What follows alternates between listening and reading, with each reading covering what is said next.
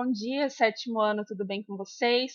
Aqui é a Proangélica de Ciências e hoje nós vamos continuar aí o nosso capítulo sobre plantas. Na aula passada nós começamos a falar sobre os grupos das plantas e nós vimos dois grupos, as pteridófitas e as briófitas. Então, como vocês devem se lembrar, eu falei para vocês que esses grupos eles foram acontecendo numa escala evolutiva, né, de evolução. Então, primeiro a gente tem as briófitas, que são mais simples, que não tinham, né, que não têm vasos condutores de seiva, então elas ocupam menos lugares, elas se espalham, né, por menos lugares. Logo depois nós tínhamos as pteridófitas, né, que elas já começam a ter um tamanho maior, elas se adaptam melhor a diferentes ambientes, então ocupam um pouco mais aí de lugares. E agora nós vamos ver os outros dois grupos, que são as gimnospermas e as angiospermas. Bom, as gimnospermas, elas também têm essa presença dos vasos condutores de seiva, que são aqueles vasos que levam a seiva, né, que conduzem a seiva dentro das plantas. Lembram disso? Tanto a seiva bruta quanto a seiva elaborada. Então, essas plantas que possuem vasos condutores de seiva, elas costumam adquirir um tamanho maior e elas têm mais facilidade de se adaptar a diferentes ambientes. Nesse caso das gimnospermas, são plantas de grande porte mesmo. Inclusive, dentro desse grupo estão as sequoias, né? Que são uma das maiores árvores do planeta. Então, como vocês podem ver nessa imagem aqui, ó, é uma árvore de grande porte mesmo. Então, elas só conseguem ter esse tamanho tão grande porque elas possuem esses vasos condutores de seiva que levam a seiva aqui tanto, né, dessa região da raiz até as folhas, quanto das folhas para a raiz. Então, se elas não tivessem isso, elas teriam que transportar ali os nutrientes de célula a célula. Então, seria um processo muito difícil, que não dá para ocorrer numa árvore tão grande assim. Por isso que as briófitas, né, que não têm vasos condutores, são tão pequenininhas. Além disso, as gimnospermas são o primeiro grupo a apresentar sementes, né? Tanto as briófitas quanto as pteridófitas não têm sementes. As gimnospermas foram o primeiro grupo aí a apresentar essas sementes. No entanto, elas não têm frutos revestindo essas sementes, sabe? E por isso essas sementes vão ganhar o nome aí, vão receber o nome de sementes nuas. Eu coloquei aqui duas imagens do pinhão, né, que é a semente da araucária, que também é muito típico aqui na nossa região, né, que a gente usa como alimentação. Bom, as gimnospermas podem ser encontradas em diferentes ecossistemas, né, desde regiões mais áridas até desertos e locais com neve também. E são exemplos dessas plantas as coníferas, né, que nós chamamos essas árvores que possuem um formato de cone. Então, elas geralmente têm um porte maior mesmo. Sobre a reprodução desse grupo, assim como os grupos anteriores, também apresentam alternância de gerações aí ao longo da sua vida. Ou seja, né, como vocês devem se lembrar, eles vão ter duas fases na sua reprodução. Nessas plantas, a gente vai ver que nós temos aí um órgão reprodutivo chamado estróbilo. Essas estruturas, que são esses estróbilos, eles são folhas modificadas aí que adquirem um formato de cone. E eles têm dentro deles as células reprodutivas, certo? Então nós temos estróbilos femininos e estróbilos masculinos. Nessa imagem aqui de cima, esse mais arredondado é o estróbilo feminino. E esse aqui, né, que é mais comprido, são os estróbilos masculinos. Vocês já devem ter visto isso aqui, a gente geralmente usa em decoração de Natal, né?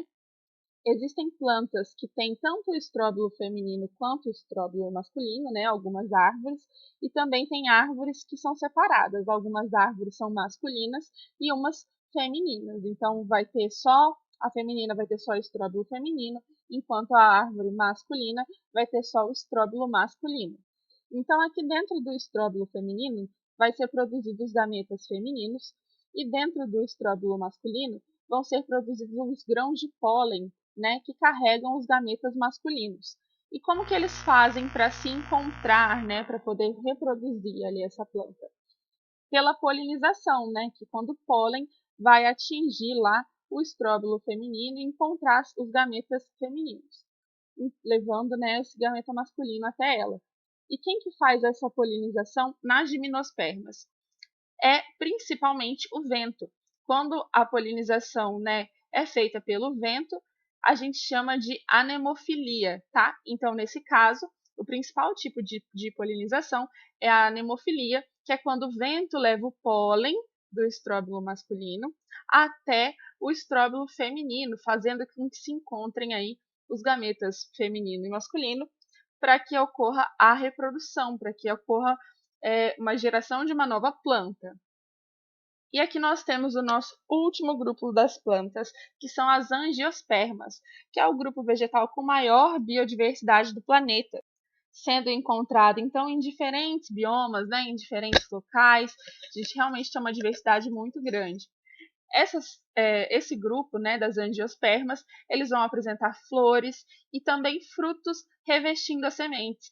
Então, no grupo anterior, a gente tinha somente semente, sem fruto, e nesse daqui a gente tem um fruto revestindo essa semente, além de flores. Os frutos vão facilitar que as sementes sejam espalhadas pelo ambiente, porque eles vão servir de alimento para muitos animais. E quando esses animais se alimentam desses frutos, eles acabam espalhando as sementes por aí, ajudando com que ocorra a reprodução, né? Fazendo com que se espalhe por um número maior de ambientes e que essas plantas se reproduzam de maneira mais eficiente, né? Se espalhe por aí várias plantas. Porque quando eles se alimentam, essas sementes podem ir caindo no solo e germinar, né? Formando essas plantas novas. E as flores também são extremamente importantes porque elas são órgãos especializados para a reprodução. Elas vão produzir tanto os gametas femininos quanto os gametas masculinos, né? Além disso, elas vão ser o local onde ocorre a fecundação, e também onde ocorre a formação das sementes, a formação dos frutos. E aí, a gente vai ter a ajuda de alguns insetos, né, de alguns animais, que vão ajudar em todo esse processo de reprodução das angiospermas. Bom, as flores, elas têm ali cores muito bonitas, perfume muito bonito, e elas produzem o néctar, que é uma substância açucarada. Tudo isso são estratégias para atrair animais polinizadores, animais que recolham o pólen de uma florzinha, levando até a outra flor para que elas se reproduzam, né, para garantir aí a fecundação e a reprodução dessas plantas. Então, ó, a gente tem aqui uma imagem de uma borboleta pousando numa flor aí para se alimentar. Quando ela pousa ali para pegar o néctar, essa substância açucarada, né, que atrai ela, grudam nela vários grãos de pólen. E aí, depois que ela sair dessa florzinha e pousar em outra, ela vai estar levando esse pólen de uma flor para outra, né, fazendo com que se encontre ali o gameta feminino e o masculino.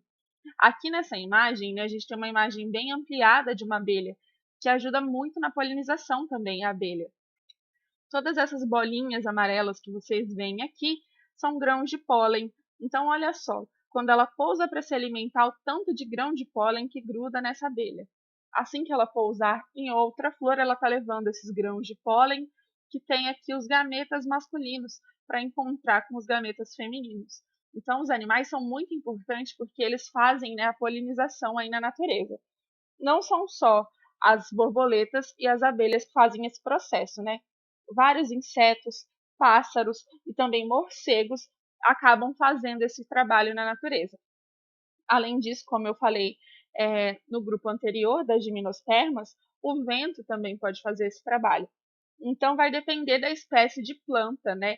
Qual é o polinizador principal dele. Bom, então nós encerramos aí com esses dois últimos grupos os nossos grupos das plantas. Eu espero que vocês tenham entendido e que consigam realizar as atividades, tá? Um beijo e até a próxima aula!